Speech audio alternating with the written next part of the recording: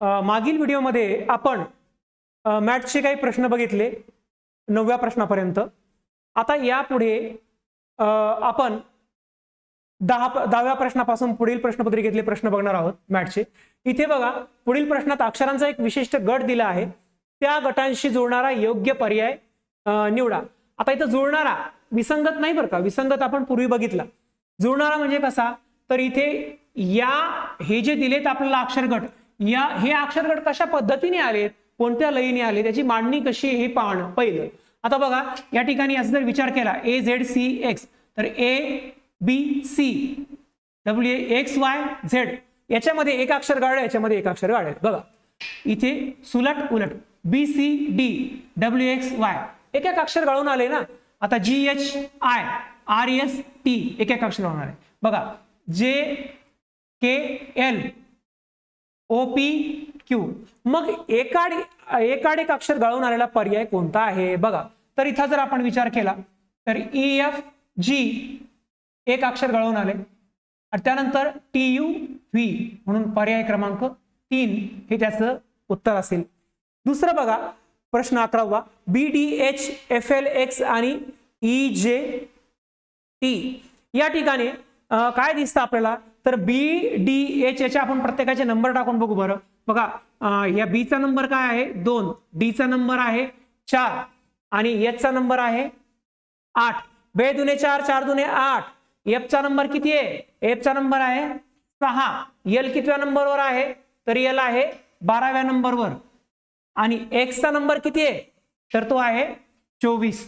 म्हणजे बघा 2 दुने 4, 4 दुने 8, 6 दुने 12, 12 दुने 24 अशा पद्धतीने याची पद्धत आहे, मांडणी आहे। हे एकदा लक्षात घेतलं की मग पर्याय बघा बरं, त्याचे जे पर्याय बघितल्यानंतर आपल्या लक्षात येईल। या ठिकाणी D दिसतोय आपल्याला, D ची किंमत आहे 4, म्हणजे वर्णानुक्रम 4 आहे D चा। त्यानंतर H चा वर्णानुक्रम बघा किती आहे, तो आहे 8, आणि P चा वर्णानुक्रम किती आहे बघा, 4 दुने 8, 8 दुने 16, P चा किती आहे 16 आहे, म्हणजेच पर्याय क्रमांक 2 याचं उत्तर असेल। म्हणून आपल्याला वर्णमाला कच्च्या कामाच्या बॉक्समध्ये अगोदर लिहून घेणं गरजेचं आहे, तिला व्यवस्थित क्रमांक देणं गरजेचं आहे। BDGEJPHPY। आता या ठिकाणी पुढे काय येईल, तर बघा या ठिकाणी पुढे काय येईल यासाठी सुद्धा आपल्याला त्याचे वर्णानुक्रम काय आहेत, त्याला किती नंबर आहे हे बघावं लागेल। D किती नंबरला आहे, इथे B किती नंबरला आहे 2, D आहे 4, आणि G किती आहे, तर G आहे 7 नंबरला। त्यानंतर E बघा, E आहे 5 नंबरला। J चा जी किंमत आहे, J ची किंमत किती आहे 10 नंबर आहे, आणि P ची किंमत आहे बघा 16। P ची किंमत या ठिकाणी आपल्याला मांडणं गरजेचं आहे 16। आता बघा तुम्ही जर विचार केला तर इथे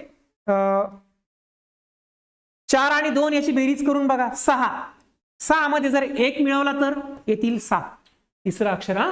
इथे 5 आणि 10 15 मध्ये 1 मिळवला 16, तो शेवटच्या अक्षराचा अनुक्रम P चा। मग तशा प्रकारचा पर्याय आपल्याला कुठल्या ठिकाणी सापडतो या ठिकाणी, तर बघा इथे CFJ बघा, P चा नंबर आहे 3, F चा नंबर किती आहे, तर तो आहे 6, 3 च्या दुप्पट। इथे दुप्पट झाली, 2 च्या दुप्पट 4, 4 च्या दुप्पट 8, 6 आणि 3 किती होतात 9, आणि त्याच्यामध्ये किती मिळवायचं आहे आपल्याला, 1 मिळवायचा आहे, किती होतील 10। 10 नंबर कशाचा आहे, मग 10 नंबर बघा कशाचा आहे, तर तो J चा 10 नंबर आहे, म्हणजे पर्याय क्रमांक 3 त्याचं उत्तर येईल। या पद्धतीने याचा एवढा फायदा आहे, वर्णमालेवर जे प्रश्न असतात ते गटाने येतात, एक एक सेपरेट येत नाही। म्हणून आपल्याला जर वर्णमाला व्यवस्थित माहित झाली, आपल्याला सराव झाला, तर 3 प्रश्नांचे गट आपण सोडू शकतो। आपला मॅथ या विषयाचा या पेपरचा स्कोअर वाढवायचा असेल तर अशा प्रकारच्या प्रश्नांकडे कृपया करून मुलांना लक्ष द्या। पुढे असा प्रश्न आहे बघा, बघा वेगळ्या प्रकारचा प्रश्न, लक्ष द्या। या ठिकाणी अजय, महेश, रीना, उमा हे खेळाडू आहेत, 4 खेळाडू आहेत।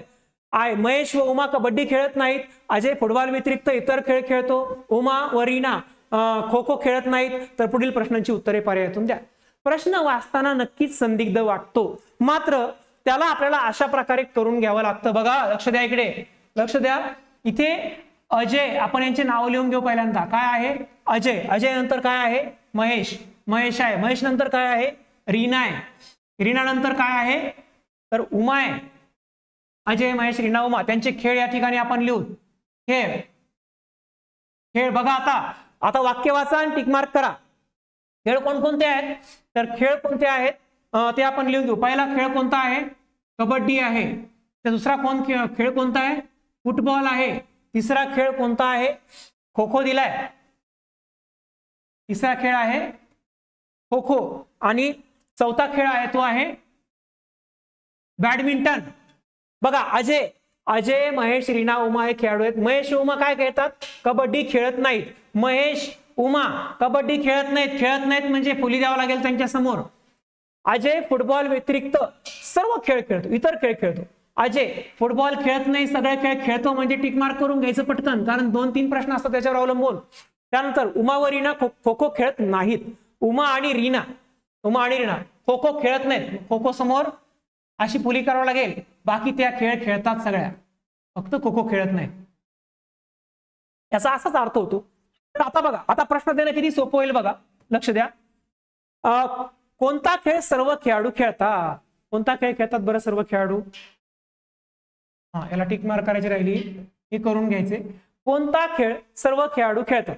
सांगा, कोणता खेळ खेळू शकतात सर्व खेळाडू? या ठिकाणी या चार्टला आपण जर बघितलं, आता किती सोपा झाला हा प्रश्न बघा ना. बॅडमिंटन हा जो खेळ आहे ना, सगळेच खेळाडू खेळतात की नाही, म्हणून याचं उत्तर असेल बॅडमिंटन. पुढचा प्रश्न बघा, कबड्डी खेळणारे खेळाडू कोणते? कबड्डी खेळणारे खेळाडू कोणते? कबड्डी कोणकोणते खेळाडू खेळतात? तर कबड्डीमध्ये जा, अजय खेळतो, हा खेळतो. इथे रीना पण खेळते, म्हणजे अजय आणि रीना. पर्याय क्रमांक 2 हे याचं उत्तर आहे. बघा पुढे, कोणता खेळाडू फक्त 2 खेळ खेळतो? कोणता खेळाडू फक्त 2 खेळ खेळतो? तर 2 खेळ खेळणारा जो खेळाडू आहे ती आहे बघा उमा. आता माझ्याकडून ते चार्ट पुसला गेलाय, मी ते उत्तर सांगतो. पर्याय क्रमांक 4 हे त्याचं उत्तर असेल. बघा तुम्ही कमेंट बॉक्समध्ये मला सांगू शकता उत्तर जर वेगळं असेल तर, तसं काही हरकत नाही. याचं उत्तर आहे उमा. अशा प्रकारे प्रश्न किती संदिग्ध होता वाचल्यानंतर, 4-4 ओळीचा प्रश्न असतो. मग तो सोपा कसा करायचा? तर त्यांची नावं लिहून घ्यायची, खेळाची नावं लिहायची. कोण कोणता खेळ खेळतो त्यासमोर टिक मार्क करायचं. खेळत नसेल तर गुणाकाराची फुली मारायची, रॉंग. आणि मग त्यावरून एका चार्ट वरून आपण 3ही प्रश्न म्हणजे 3 मार्क्स 3 गुण आपण मिळवू शकतो, हे लक्षात ठेवा. म्हणून या प्रश्नाची सोडवण्याची पद्धत तुम्हाला समजली पाहिजे. पुढे बघा, प्रश्न क्रमांक आहे 16.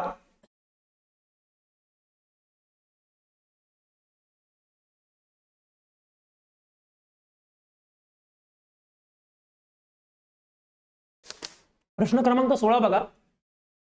पुढील प्रश्नात गटात न बसणारी आकृती पर्यायातून आपल्याला शोधायची.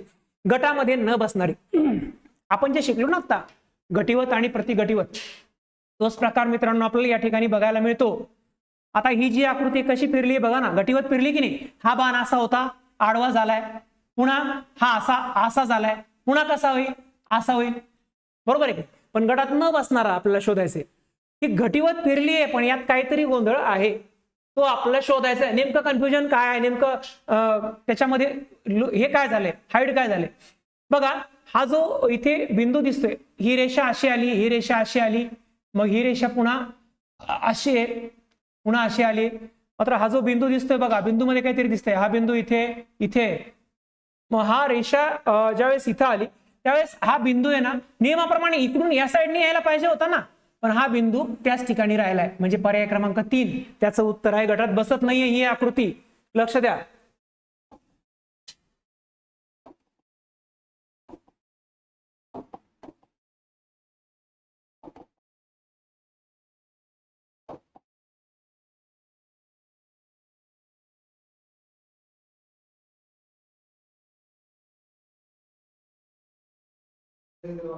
सॉरी, प्रॉब्लेम झाला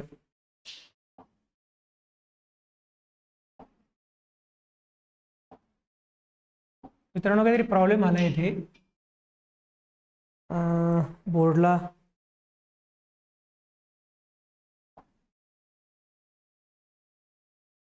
सेव्ह फर्स्ट. ओके,